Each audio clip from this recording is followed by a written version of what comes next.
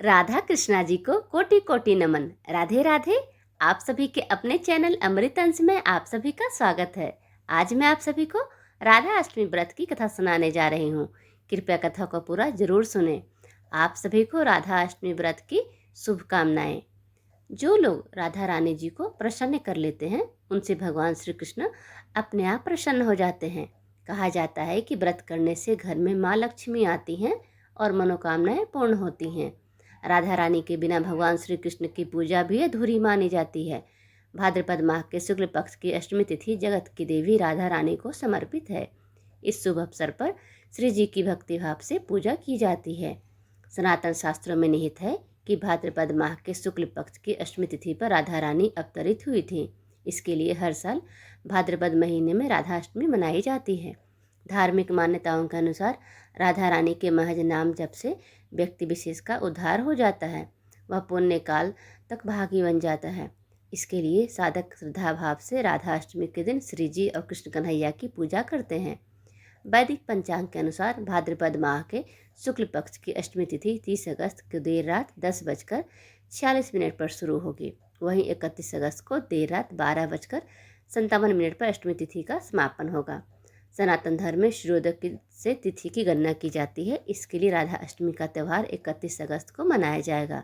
राधा अष्टमी के मौके पर देश के सभी कृष्ण मंदिरों में हर साल बड़े ही धूमधाम से उत्सव मनाया जाता है। जहाँ भी भगवान श्री कृष्ण की बात होती है वहाँ राधा रानी का नाम जरूर लिया जाता है। मान्यता है कि भगवान कृष्ण के जन्म से ठीक 15 दिन बाद राधा जी का जन्म हुआ था। यही वजह है कि कृष्ण जन्माष्टमी के बाद राधा अष्टमी का पर्व भी मनाया जाता है। हर साल भाद्रपद माह के शुक्ल पक्ष की अष्टमी तिथि का राधा अष्टमी का उत्सव देश भर में मनाया जाता है, लेकिन वृंदावन, मथुरा और बरसाना में इसका खास महत्व है। इस दिन राधा रानी की पूजा करने के साथ व्रत भी किया जाता है। पूरे दिन सात्विकता बनाए रखें, क्रोध और कटु वचन से बचें। व्रत के दौरान अनाज और नमक का सेवन ना करें, केवल फलाहार लें। सबसे पहले पूजा स्थान को अच्छे से साफ करें और गंगा जल का छिड़काव करें। पीले रंग का वस्त्र बिछाकर उस पर राधा रानी की प्रतिमा या फोटो स्थापित करें।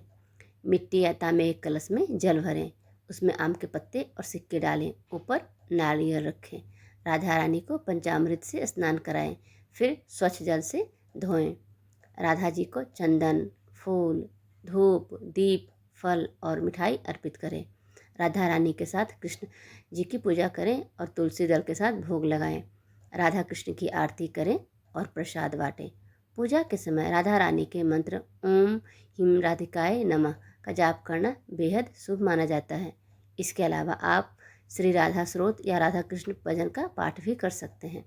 माना जाता है कि इससे मन में शांति और भक्ति की भावना बढ़ती है। व्रत के दिन में सोना धार्मिक दृष्टि से अनुचित माना गया है। इससे व्रत की तपस्या में बाधा आती है और इसका फल कम हो जाता है। इस शुभ दिन शरीर की कटिंग जैसे बाल, नाखून या दाढ़ी काटना वर्जित होता है। इससे अशुद्धता का प्रतीक माना जाता है, इसलिए इससे बचना चाहिए। काले या बहुत गहरे रंग के कपड़े पहनने से परहेज करें।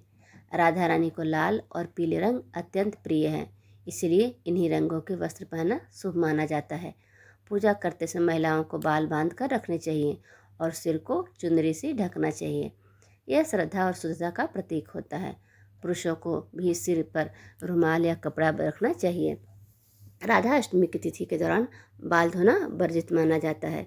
यदि बाल धोने की आवश्यकता हो तो यह कार्य अष्टमी शुरू होने से पहले कर लेना चाहिए। पौराणिक कथा के अनुसार राधा माता श्री कृष्ण के साथ गोलोक में निवास करती थी। एक बार भगवान श्री कृष्ण को गोलोक में राधा नजर नहीं आई और कुछ समय बाद वे अपनी सखी विरजा के साथ घूमने चले गए। जब राधा को इस बात का पता चला तो वह अत्यंत क्रोधित हो गई और तुरंत कृष्ण के पास पहुंची, जिसके बाद क्रोध में ही उन्होंने विरजा का अपमानित कर दिया। जिसके बाद विरजा नदी के रूप में बहने लगी। देवी राधा का व्यवहार श्री कृष्ण के मित्र सुदामा को अच्छा नहीं लगा और वह देवी राधा जी को भला बुरा कहने लगे। इसके बाद बिना किसी विचार के सुदामा ने राधा जी को श्राप दे दिया कि वे पृथ्वी पर जन्म लेंगे। सुदामा से श्राप मिलने के बाद राधा जी ने भी उन्हें श्राप दिया कि वे राक्षस कुल में जन्म लेंगे। इसी श्राप के परिणाम स्वरूप सुदामा जी का जन्म शंखचूड़ दानव के रूप में हुआ, जो आगे चलकर भगवान विष्णु का महान भक्त बना। दूसरी ओर राधा जी ने पृथ्वी पर वृषभानु जी के घर पुत्री के रूप में अवतार लिया। राधा जी का जन्म वृषभानु जी के घर तो हुआ, लेकिन देवी कीर्ति के गर्भ से नहीं। जब राधा और सुदामा ने एक दूसरे को श्राप दिया, तब भगवान श्री कृष्ण ने कहा था कि राजा को वृषभानु और देवी कीर्ति की पुत्री बनकर पृथ्वी पर रहना होगा। मनुष्य योनि में आपके विवाह का संबंध एक वैश्य से होगा, जो मेरे ही अंश का अवतार होगा। इस प्रकार आप पृथ्वी पर ही मेरी ही संगनी रहेंगी, लेकिन हमें पृथ्वी पर अलग होने का दुख सहना होगा। इसके बाद भगवान श्री कृष्ण ने राधा से कहा कि अब आप मनुष्य योनि में जन्म लेने की तैयारी करें।